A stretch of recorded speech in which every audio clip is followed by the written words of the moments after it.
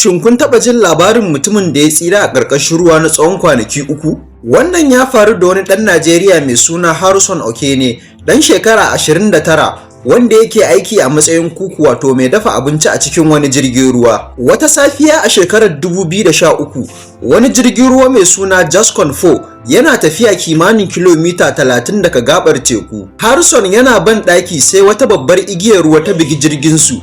Nan take jirgin ya kife gaba ɗaya. Harrison ya faɗi, banɗakin ya cika da duhu da ruwa. Bayan haka ruwa ya fara shigowa, ya yi ƙoƙarin tserewa amma jirgin ya riga da ya cika da ruwa. Ana haka ruwa ya tura shi zuwa wani banɗaki daban, ƙofar ta rufe, amma akwai iska a ciki wadda iskar ta taru ne tun kafin jirgin ya nutse. Wannan ne ya cece shi. Duka sauran ma'aikatan jirgin sun mutu, shi kaɗai ne ya rage a raye.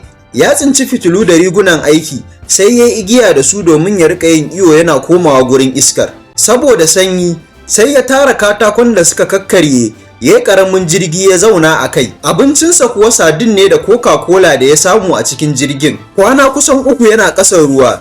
Kifaye masu kama da ƙaguwa suna cizonsa, iskar kuma tana ƙarewa. Daga baya sai ya fara jin sautin masu kawo agaji a samansa. Ya dinga bugawa yana ihu, amma ba su ji shi ba. Sai a ranar ƙarshe ya ga haske a cikin ruwa.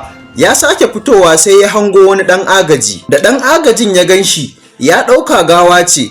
Harrison ya kama hannunsa, nan take aka gano cewa yana raye. Daga nan sai aka sa shi a cikin divers bell, sannan aka sa shi a cikin ɗakin iska na tsawon kwanaki 3. Daga baya wannan bala'in ya sa Harrison ya zama mai ceto shi ma, domin ya ceto rayukan mutane kamar yadda aka ceci ransa. Kada ku manta ku danna like sannan ku yi follow.